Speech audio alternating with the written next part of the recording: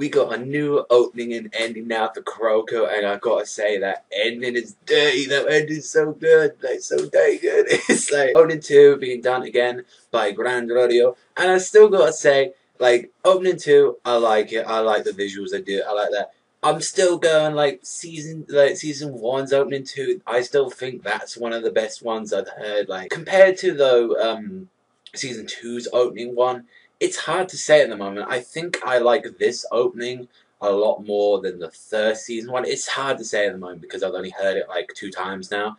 But I love that song, and it's just like, but the ending, that's probably one of the best Kuroko endings I've heard. Like, it's compared to that and ending 2. Ending 2, that's really hard to say which one.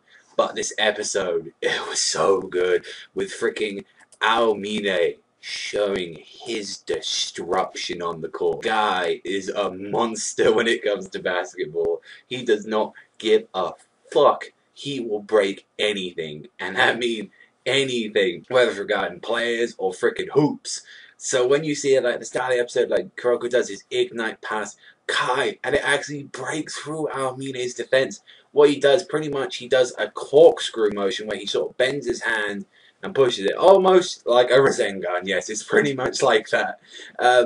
And pretty much he explains like a bullet when it spirals in, because you get more of an impact the more it's like traveling around, and that's why it's got a lot more power and a lot more speed to it than the previous ignite pass. But actually getting through that, and then like freaking you see Teppei and Kagami doing an alley-oop, that doesn't even phase Toho. They're just going, okay, they've got one good move in, let's just keep going in. And then you get Aomine and Kagami, they want a one-on-one, and you see they're actually visualizing in their head and seeing like it's 5 seconds past, and Kagami actually backs down. Did Kagami just really just back down from the one-on-one?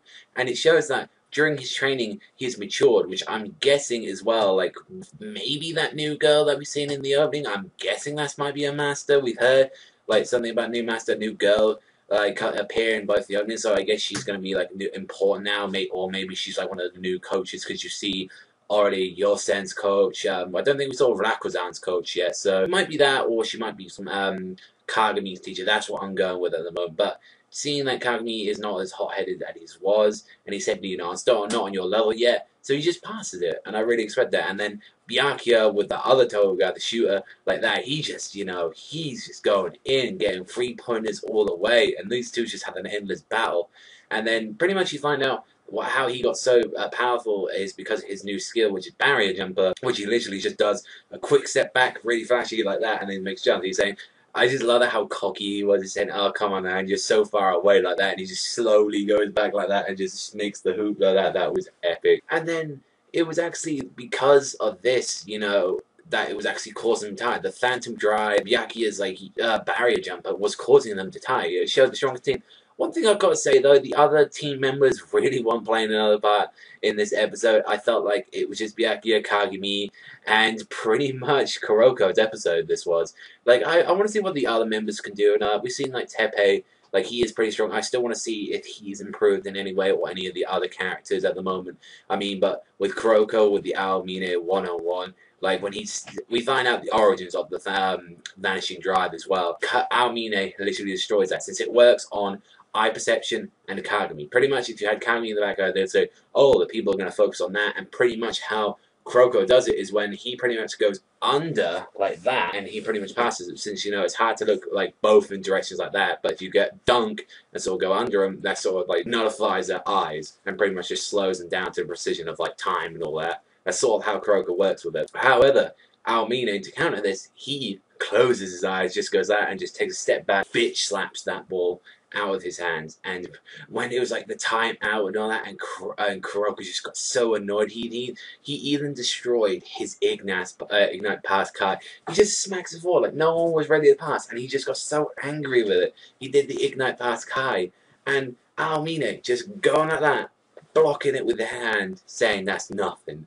Like, where a light can't, like, shadow can't beat light.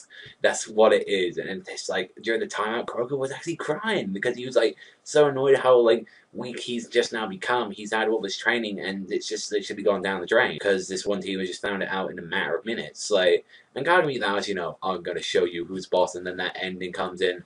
just really good. Overall, really enjoyable episode. Love the new opening and ending. Let me know what you think in the comment sections below about them. Like, they're just so good. I definitely need to get them on my iTunes. But overall, I'll give this episode an 8 out of 10. Like, let me know what you think in the comment sections below. But that's all for me. So remember, it's right there, Amanda. Sign out, and I'll see you guys next time.